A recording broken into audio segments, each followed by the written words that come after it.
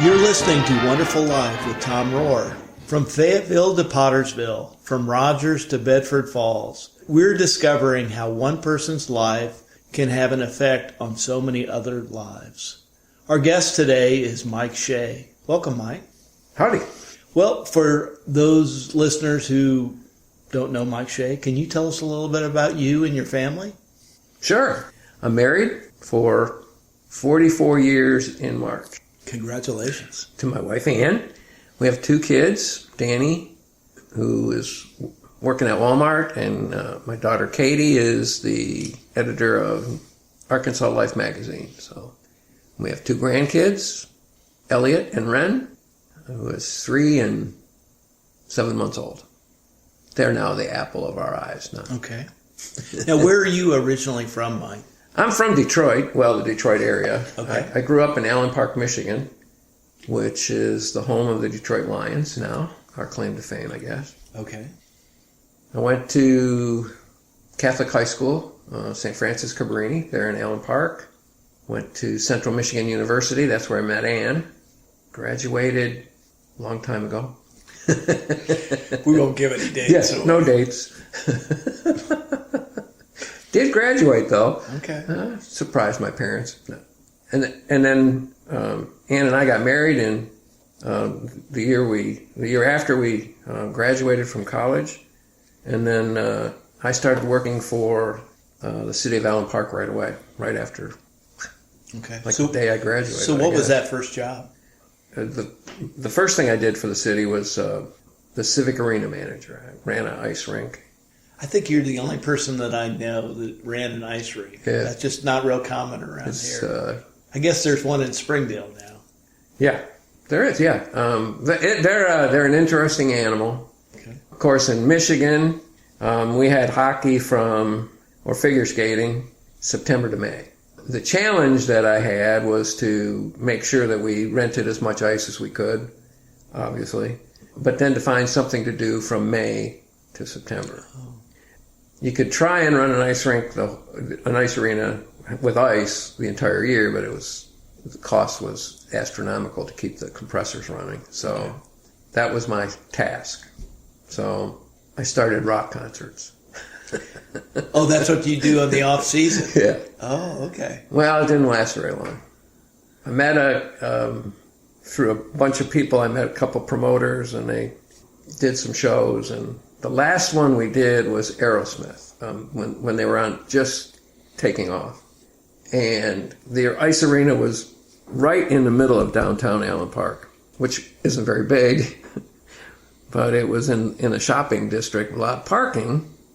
But when you put 5,000 kids in an ice arena to see Aerosmith, there's no parking for anybody in the whole world. Oh. The cops didn't like a whole bunch of kids in the ice arena. It got blown out of proportion. We had 5,000 kids, but the headline wasn't that we had 5,000 kids and made a lot of money for the ice arena. It was that 45 kids got arrested. I said, well, 45 out of 5,000 is not bad. Just a small percentage. Yeah, but the powers that be decided they no longer cared about the ice arena making money if it had to be with rock concerts. So that was the last hurrah was. So I think we had 6 or 7 leading up to Aerosmith, and then that blew it. And then you knew that probably wasn't the best use of that arena during that time. Or maybe it was, but I still considered it the best use. Okay. But if I wanted to survive, right, I knew that was the end of that. So the next year, I did the LIVONIA Kennel Club Dog Show. And everybody thought that was a great deal, great idea. So like one of those dog shows that they have on Thanksgiving? Yeah, it's as big as that one. Really? Well, I don't know. I mean, as far as I don't know how many dogs they have, but we had something like 1,600 dogs in this show. It's 1,600 dogs. That's a lot of cars right there, right? And then all the people that came to see the dogs, well, they didn't arrest anybody, thank God, because it was all upper crust, dog lover type things. They gave out a slew of parking tickets. That was the last time we had that kind of... The city probably liked that, though, huh? Well, no. Yeah, they kind of did. They got some new police cars that year. Yeah, but the homeowners and shop owners, and so then they decided they're right, they better not do this anymore. So we went back to just being an ice arena and doing odds and end things, and nobody cared about whether the ice arena made money anymore. Yeah. So. Well, it sounds like you had a lot of freedom to make decisions in that. It was. I was really a young guy too. When Aerosmith was there, I was 24, 25 years old. Wow. Which didn't go real well with the cops either, because I was like one of those punk kids. Who's in charge here? Yeah. Then I was bored in the summertime, so I asked the Parks and Recreation director if I could be of any help running the recreation programs, especially the summer ones. So I ended up running some programs. And then the next year I became the director of arena and I did all the programs. We did the first survey of Allen Park and we wanted to do a random sample, and that just blew everybody's mind. And so we actually sent out surveys to every citizen in town.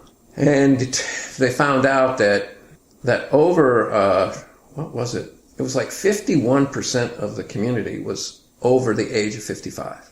Nobody, I guess, paid any attention to that because it had been a suburban growing community. And, well, all of a sudden the people that were the original 1950s kind of people were now... The greatest generation. Yeah. Now they were 20 years older or 25 years older. Well, they were all in their 50s and 60s. Okay. At the same time, the school system was shutting elementary schools, or some of them, because they used to have one in virtually every 3 blocks. So they started shutting down. Well, we took over one of the elementary schools and made it a community center. So I was in charge of that in the ice arena. From there, I went to the city of Riverview, and that's where I got into golf course management and real facility management, and I was the director of Parks and Recreation there. We did all kinds of stuff. We added 9 holes on the golf course, and we built the big clubhouse, and then we built a ski area. Was there a mountain there? That was man-made. Okay. It was a trash mountain. Oh. We called it Mount Trashmore. Well, that was the nickname. Uh-huh. And everybody in town knew it as Mount Trashmore. It was a very lucrative business for a city to have a landfill. But one of the things about a landfill is you have to have an end use for it. And we had gotten to a height that, I don't know, licensing people, probably the natural resources people, said we had to do something to prove that we were really going to make this a ski area. So we had to build a ski area, so we did. And they turned it over to me and the landfill director, he knew an awful lot about bulldozers and dirt. And me, I knew a little bit about golf and recreation. We looked at each other and said, do you know anything about ski areas? I said no, and he said, I don't know either. So we took off on education. It was crazy. It was a crazy time. We did learned how to make snow, how to build chairlifts. I mean, it was everything. So is Mount Trashmore still there, you think? It is still there. Shortly after I left, they closed the ski area. It was rushed to get open. It really didn't have the height it needed to be a real serious ski area. While it sounds like a piece of cake to run a ski area in Michigan, the city of Detroit, and we were south of the city of Detroit, so the city of Detroit kind of controls the environment around there as far as systems coming in. It's like here in Rogers, we see thunderstorms coming in, and a lot of times they go either north or south because they run into the plateau. Well, in Michigan, they either went north of Detroit or south of Detroit. So we lived in the downriver area, and there was 1.3 million people in the 13 communities that surrounded us. So within, 15 miles of the ski area, we had 1.3 million people. So the golf course did great. We had 27 holes, played 95,000 rounds a year, because we were the only at the time, nobody else was thinking that a city could run a golf course, I guess. I don't know. And so we were rocking and rolling on the golf course side. And the ski area, unfortunately, because of the environment, the city of Detroit area only gets 29 inches of snow a year. Most of it comes in bunches. 29 inches does not compute in a ski area. That's like, and we would have weather like here.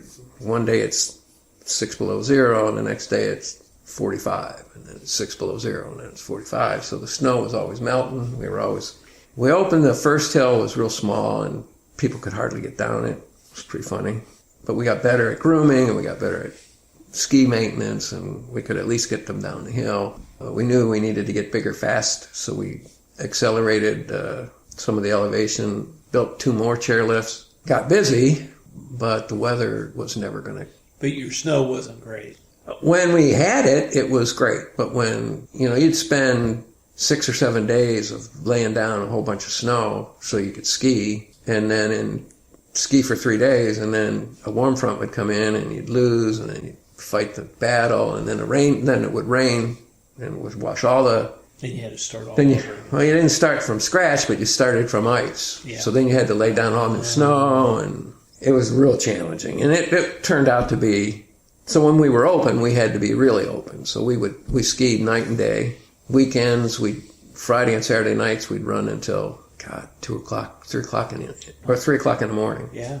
So we'd have 3 shifts of skiing on Fridays and Saturday nights. So there's probably people still talk about that. I'm sure that they do, yeah, because it was...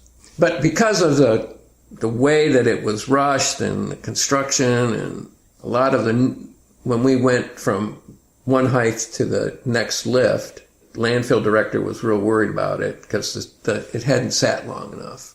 We had to make all of our own snow, so we had to put pipes everywhere.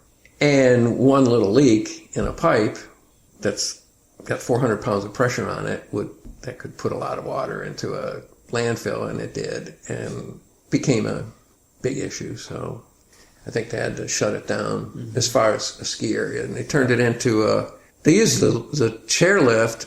Last time I was there, they had turned the ski area into the crux of the ski area into a driving range, and you could actually ride a chairlift to the top and hit golf balls up there if you wanted. So like an elevated... Real elevated. Wow. You could see downtown Detroit from up on top of the hill. Well, that sounds like fun. It was, yeah. Well, yeah, I guess. I don't know how successful that is, but they had the chairlift and it was paid for, so I guess why not use it type of thing. So I don't know exactly what they're doing with it right now, but it was fun. And because our golf course was so busy, as soon as there was no snow, we were playing golf. And people that are pretty hardy then. Oh, yeah. So we'd have golfers. We had a Winterfest one year. We had more golfers than skiers. All of a sudden, it was 65 degrees or something, and we couldn't ski at all. We had tee times on the golf course. That was the funniest Winterfest of all, but Winterfest. We're all getting sunburned. It was pretty funny. Yeah, we did a lot of crazy things in Riverview. So we got used to a lot of different experiences when we were there. Golf course, at least at 7:30 or 8 o'clock at night, it's dark and you were done. At the ski area, 8:30 came, you were just starting another shift. The lights were on and you were ready to go. Yeah, and then at midnight you got rid of all the people and put out all the snowmakers. So it was a 24-hour job. It was 24/7 for 3 months. Okay. And I lasted 7 years on the ski area. And then I said, I'm going to start looking for other employment, and it's going to be far enough south that they can never have a ski area again. Oh, okay. You didn't even want to be tempted. Nope. Okay. And I said, there is no way I'm getting back into that. So was that when you moved to Arkansas? Yeah, we moved to Bella Vista. Okay. And you moved really before the big move of people here. Oh, my. Yeah, 1988. 49 wasn't open when we first got here, so the trip down to Fayetteville was, from Bella Vista, you took 71B all the way down to Fayetteville. Mm-hmm. It was an hour drive. It was a long ways to get to Fayetteville. The little airport in Fayetteville was all you could, prop planes. First prop plane I've ever flown on was out of Fayetteville. I went, hope this thing gets in the air. Then I learned that the real challenge was landing it. The promenade was a farm. You had Fred's, Tail of the Trout, and AQ Chicken House. was about the only 3 restaurants that anybody knew of. Things have changed a little bit. Things have changed. Yeah. Yeah. So, well, the trip from Rogers to Bentonville, you went past 28th Street, and there was nothing but farmland between 28th Street and Rogers, virtually. I mean, there are a couple stray buildings, and Glasgow's restaurant. That's it. We've seen most of the growth happen. So when you started out in Bella Vista, were all the golf courses built? No. When I got here in 88, the Highlands was getting ready to open. So it had never had played any golf on it yet when I got here. But everything else was open. And then Metfield was the executive golf course. Dogwood Hills wasn't part of the deal. Mm-hmm. So I think the sign used to say 2,600 people lived in Bella Vista at the time. So there are probably more visitors a lot of the times than there would be people who actually live there. Oh, most of the time. Yeah. Absolutely, yeah. The amount of actual residents was really small. So did they have things that they wanted you to accomplish? I mean, up to this point, it sounds like you've been pretty creative within your jobs and getting some business and some new business. Did you have the same kind of challenges at Bella Vista? Bella Vista, it was a piece of work. It was a different time. General manager at the time was convinced that Bella Vista needed new directions. He had his goal was to increase the, in quotes, professionalism of the people who were running the place. And he just wanted to. And that's probably where you came in too, right? I was one of those kinds of people that he wanted to bring in. Food and beverage guy he brought in. The public works director was, a new public works director came right pretty close after that. So it was he was probably tasked with, he just set it as his goal to increase the professionalism of the people running the organization. So in fact, we had marching orders. The board, however, of directors had no such plan. So what was their plan? I don't know what their plan was. But it wasn't that. It wasn't that. My first meeting, I mean, when I interviewed, everything, I was supposed to be in charge of golf courses and recreation and you name it. I had tennis. Okay. My very first meeting with the board of directors, I was introduced, and one of the board members said, not to me, but to the general manager. Now remember, he doesn't have anything to do with golf.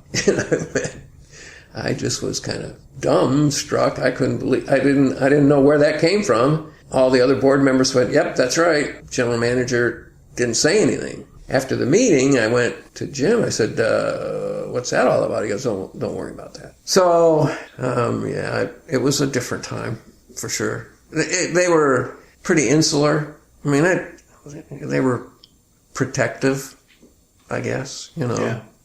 Well, evidently they accepted you after a while. Oh, I don't know if I was ever accepted.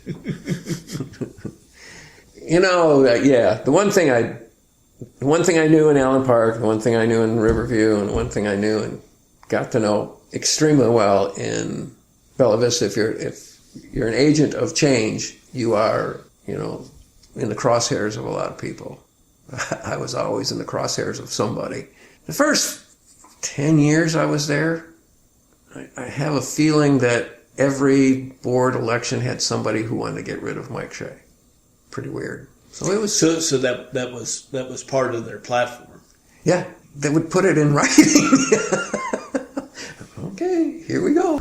But we were doing a lot of. We changed so much stuff, and in retrospect, it happened really, really fast. Yeah. Well, and you all kind of hit the peak of golf. It seems to me too, from a playing point of view. Yeah, for sure. I mean, we were still on the rise. From 88 to 98, we had increased substantially from the time I got here to 1999, probably. Mm-hmm. And so that was probably the peak year, as I remember it. Mm-hmm. And was that the greatest generation just like to play a lot of golf, or was that an economic thing? I think it was more, it had to be economics.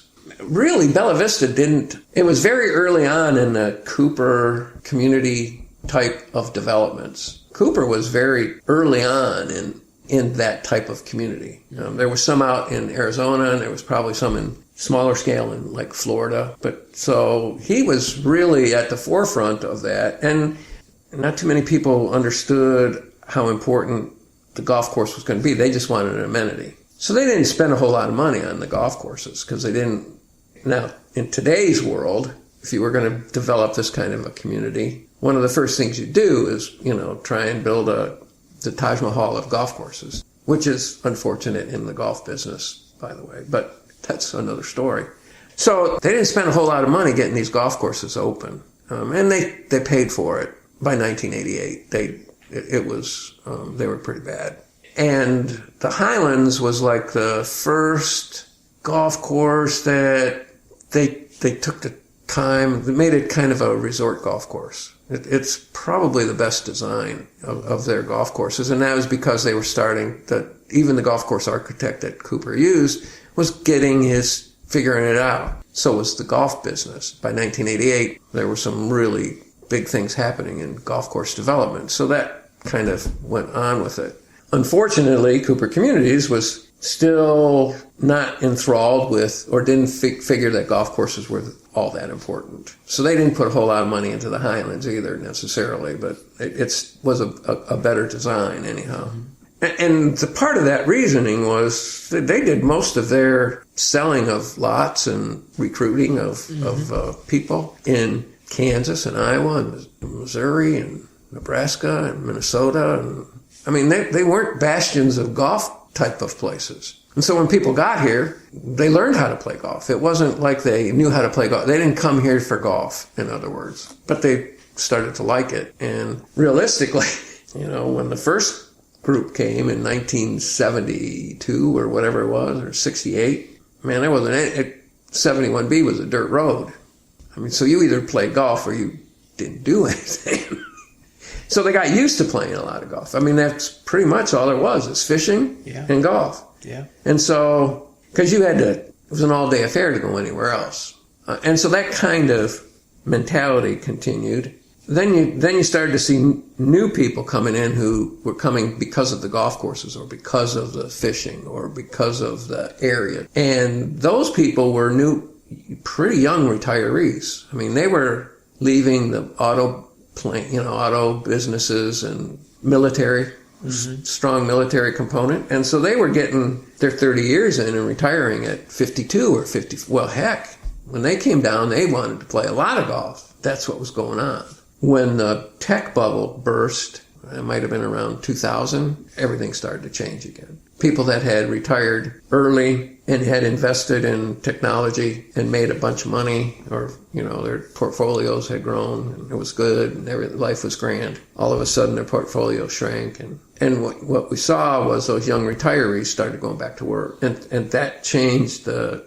And did they move away? No, most of them stayed. Okay, but they were working instead of... But and it also coincided with the area growing. Yeah. Offering other things to do. And one of those was work. All of a sudden you had a Walmart store in Bentonville and Rogers and Springdale and wherever. And Harps had stuff going on. And then the vendors needed people. And so that factored into it as well, the need to go back to work. And then there was stuff that they could do. And that changed the complexion of Bella Vista. No longer was it, today's Monday I golf. Tomorrow's Tuesday I fish, Wednesday's golf, Thursday's fish, Friday's golf. That whole thing just kind of blew up in 2000. But it probably everybody changed a little bit. Yeah. And then the area went nuts. I mean, the tech bubble burst. Everything else was going wacko, and that changed. And then Bella Vista, because it had the roads, it had electricity, it had all the infrastructure for housing. Well, you could go up there and build a pretty nice house for under $100,000 and started to attract people with kids because of the ability to build a house at a relatively cheap price in a real nice area. Yeah. But they weren't golfers. And so as people dropped out of golf and the new people coming in weren't coming in to play golf, they were coming in to live, and that kind of started the trend downward on golf courses. And it was harder to get there too because the traffic picked up. Well, yeah, I mean, mid-90s, there was nothing to have. We could have golf leagues in Bella Vista, like you do in big cities, like I was used to, and I had Walmart leagues and a lot of different little industry leagues that came up. Now, were you in charge of the pools and all the other amenities also? Yes, I was. Okay. So. Yeah, I mean, when I first got here, everything was relatively run down. We had a lot going on back then. We had to do a lot of pool reconstruction. We completely changed the Kingsdale complex. Had to do a lot of work at Metfield. Shoot, I was in charge of the marina for a long time. Reardon Hall, tennis. Yeah, there's a lot of facilities out there. Yeah, there was a lot going on. Yeah. Now, I think the thing that you're most famous for is starting all the charitable golf events in Bella Vista over the years, and I know a lot of people know you that way. What was your level of involvement with the people who were organizing those type of events? Well, in the early years, we had the Phillips Classic, and so we had a reputation for being able to do big events. When we made the suggestion to the Phillips Classic people to move from the country club to Kingswood and Birksdale so that they could utilize 36 holes. That kind of opened the eyes of an awful lot of people. And so we had when the Phillips Classic just went away, the year that they made $1 million or whatever, they just figured that they couldn't keep that. And if they weren't going to improve, they didn't want to keep going. And they were under a lot of pressure to make a lot of money. That's when Cancer Challenge type people came to us, so I guess the role that I played was to put them on a course to, make money. They didn't know anything. So basically to run the tournament for them. Yeah, I mean, and to give them some credible information as to how to run it and how to make money in golf tournaments. So we would spend an awful lot of time in the early years of any of the events, whether it was Boys and Girls Club, Cancer Challenge, Caring and Sharing, or Sharing and Caring, whatever that one is.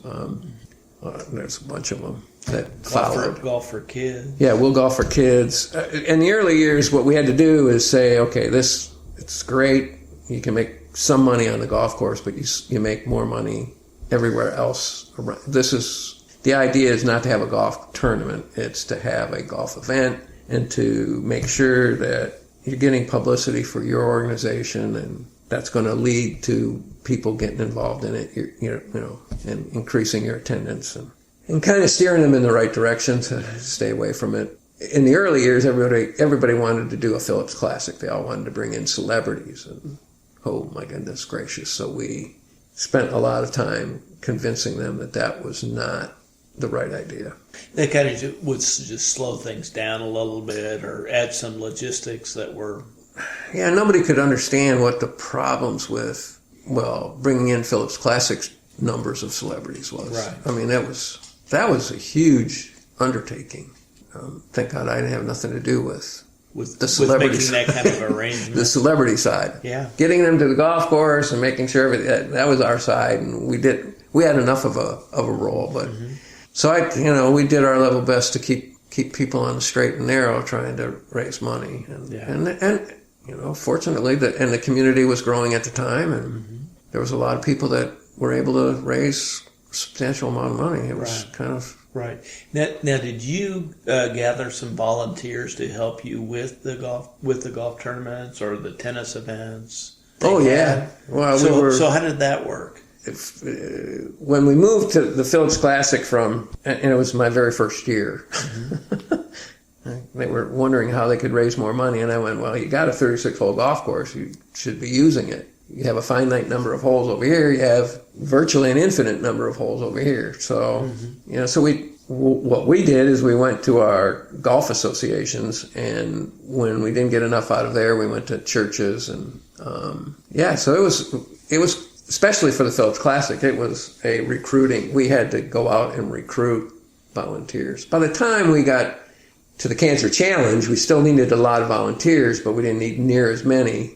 But we had a nest egg of people that we had worked with and formed relationships with, and they were motivated by what the charity represented. Yeah. Oh, for sure. And what they wanted to do. Yeah, so it wasn't a hard sell in Bella Vista. Mm-hmm. The one thing about you could count on in Bella Vista was getting people to come out and help. They were looking for something to do. Yeah, well, but they were that kind of people too. I mean, they were, I think that they probably still are. I mean, yeah. I haven't been there for 10 years or whatever as far as working with them, but yeah, I mean, they were always, if you needed something done, there was a way to get it done. And you just had to get the right person to twist elbows. Once you had him or her. And you had those right people. Yeah. I know a few of those people. Yeah, once you had them and you could go to them and you go, okay. Ruth, we need this and this and this, and darn, you'd have to slow her down. All right, well, so why don't you take me to your transition over to First Tee then? It was kind of strange. I was familiar with the First Tee organization that was here in town, in the area, because I had all the golf courses. So when they needed something to do or play golf, they eventually would come to us. And so we were working as well as we could with them to try and make the program improve, I guess. And I was in a conversation one day with one of their board of directors, and I guess I kind of said stuff that made some suggestions as to what I thought they should be doing. Mm-hmm. I guess they liked that idea. I had no idea at the time that they were even looking for another executive director. I was just offering my 2 cents for what I saw as a program that was pretty stagnant at the time. And I made some suggestions to this board member, and he said, why don't you come to a board meeting and talk to us? And I went, oh, okay, So I did, and I went, and I guess that was almost my interview with them. That led to being offered the position of executive director. And so for people who aren't all that familiar with First Tee, what are they all about? Well, the First Tee is the elevator speech is it's a youth development program. It's not a golf program, but it is teaching young kids to play golf, which is in and of itself is a great reason to exist, in my opinion. Golf is a lifetime sport. It's something that they're not going to get beat up in. They're not going to, they can do it by themselves. They don't need to have a team of 11. They're not going to get put out in right field if they don't have the wherewithal to be the star player and that kind of thing. Mm-hmm. So in my estimation, it's a great opportunity for kids to learn how to play golf, and it's something that they can do their entire life. It doesn't end when they're 13 or 14 or 15, which in many cases of baseball, football, that happens. The premise of the First Tee, however, is to utilize what golf brings to the table to teach kids life skills and core values that too will follow them through their life. Because golf is an individual sport, you're on the golf course, there's no referees, there's nobody telling you what club to hit, you're on your own. And so you have to grow up on the golf course. In the same way, you're also taught that being on your own means you have to write your score down and be honest and have integrity. And so their core values emanate right from the sport. And so you can, in teaching the sport, you can teach those core values, and they relate directly to everything else that somebody does. In addition to that, they have a life skills experience component that is, it's all about learning how to become an adult, a person that can be counted on in society. They teach kids how to interact with others. They have a life skill that is all about anger management. There's there's a couple of them for anger management, because you can get pretty angry on a golf course now with yourself. And one of the life skills is a thing that they do a lot of acronyms in the first tee, and one of them is STAR, which is stop, think, anticipate, respond. Well, that translates to everything in the whole world, not just on the golf course. But you can teach stop, think, anticipate, respond while you're teaching the golf swing. Okay, that ball didn't go where you wanted it to go, right? Yeah. So stop and, okay, let's talk about it. Let's think about what went wrong and what can we do to improve that. Okay, now let's try that. And you can do that today. And so there's a lot of those types of things that go on inside the first tee. We had a lot of great volunteer help. And then our staff was, we were all pretty much committed to the goals of of what we were set about to do. Mm-hmm. Now, were you looking to get a particular kind of child involved in the program, or it was open to anybody who was interested? It was open to everybody and anybody. One of our main things that we always said was, if you can't afford it, it doesn't make any difference. But yeah, it's open to everyone. After we opened our facility, one of our goals was to particularly try to get girls involved. I just was all about that. I thought that the girls, I don't know, I guess when we first took it over, maybe as much as 80% of our population was boys. Mm-hmm. And that just is wrong. I mean, the girls have ample need for what we were doing. Sure. But I also said that with the advent of Title IX and everything else, a girl who took over the game, took on the game of golf and became just minimally proficient at it, could eventually get a college scholarship someplace. Sure. Yeah. And so that was part of the goal, was to increase girls. Obviously, we were real in tune with trying to get minority populations involved, especially here in Northwest Arkansas, the Hispanic population. We spent a lot of time in schools to do that. We had a program, our national school program that the First Tee offered. We were one of the early adapters of that program, and we were able, I think when I left, the national school program is a program that provides equipment and training for fit PE teachers, so they can teach golf in their program. Oh. And it also has as one of its components the core values and the life skills, so that the teacher can teach the core value in golf. And it was very well received by the different school districts. We were in 13 school districts in Northwest Arkansas and had around 60 schools that we put the program into. So share with me one of your favorite outcomes from an individual participant point of view.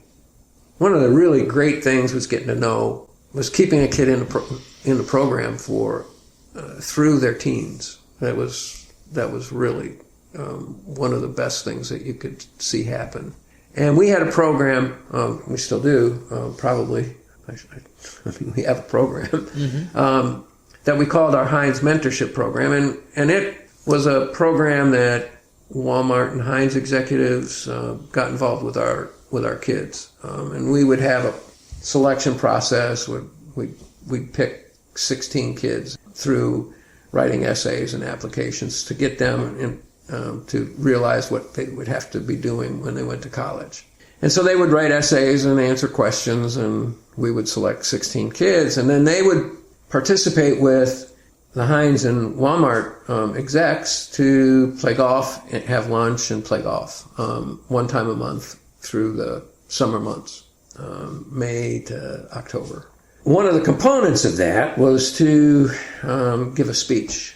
So each one of the participants had to give a 2 to 3 minute talk in front of the group, again to open their eyes to what it was like to get in front of a group, even though it was small, but they didn't know anybody, and there was, So one of the great things to come out of that was to watch and they had to be 13, and then they obviously graduated out when they left high school. But to have a 13-year-old come in and have their speech completely written out. It was only 2 minutes, it was 3 minutes. It was, and it was always about a core value, so they had to come up with a core value speech. But at 13, they'd come in and they'd read it. They'd never take their eyes off the paper, and it was verbatim what they wrote down. That same boy or girl, when they were a senior in high school and still in the program, would get up and didn't have a card, didn't have anything. They just knew what they needed to say and said it, and they had eye contact, and it was, that progression was always the coolest thing to see. I mean, you could actually, I didn't care whether they played golf or not. I mean, we had some really good golfers in the program, but it was about the development. It was about that development that you could see. So that was the coolest thing that to see that progression. I love that. Yeah. Well, thanks for sharing that. All right, Mike, you ready to move to the lightning round here? The lightning round. The lightning round. I just want to know a little bit more about you.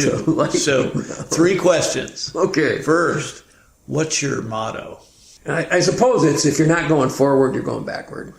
All right. Any explanation of that, of the motto, other than what you see is what you get, I guess? Well, it kind of comes from just my kind of philosophy on running a facilities over time. If we weren't improving our facilities year after year, then we were going backwards. Mm-hmm. You would lose clientele if you weren't always striving to make something a little bit. It didn't make any difference how big or little it was that the improvement was, but you were trying to improve and go forward. And we put up with a lot of grief because of that, kind of like the Teddy Roosevelt, it's the guy who tries and fails, who he wants on his team type of thing. And that was us. Okay. I like it. All right. What do you like to do when you're away from work? Golf. Okay. I do. I mean, it's recently retired, and if there's one thing that I did learn early on, was being involved in the golf business was the worst thing that could happen to my golf game. After all these years of taking notes while playing golf, because I had to talk to a superintendent or golf professional or somebody, to go out there and not have to take notes is going to be kind of a joy. I also like to tinker in the dirt type of thing. I like landscaping.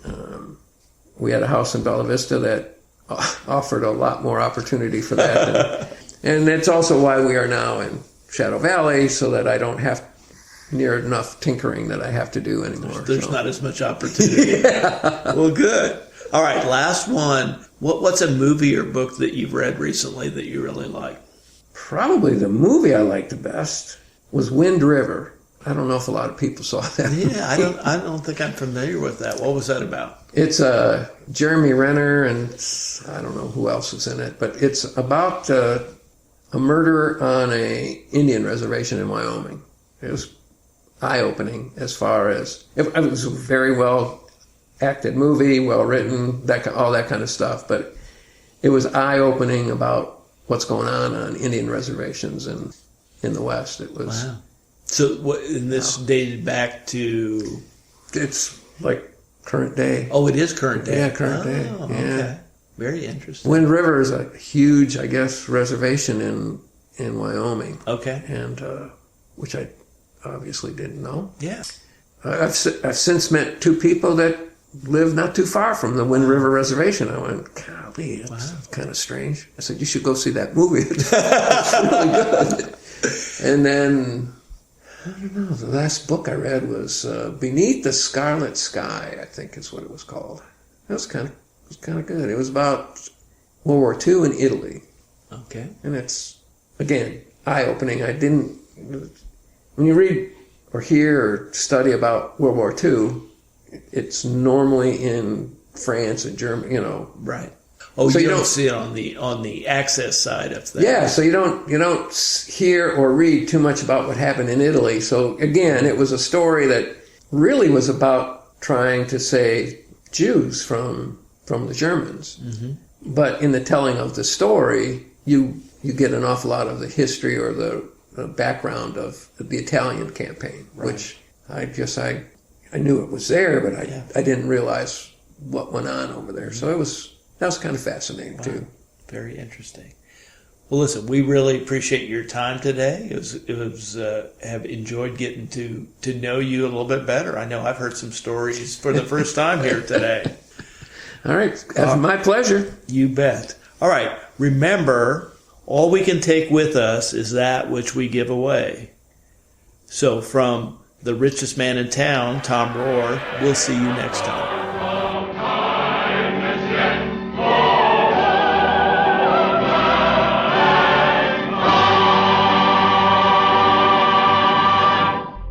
You're listening to the Padua Podcasts Network, PaduaMedia.com.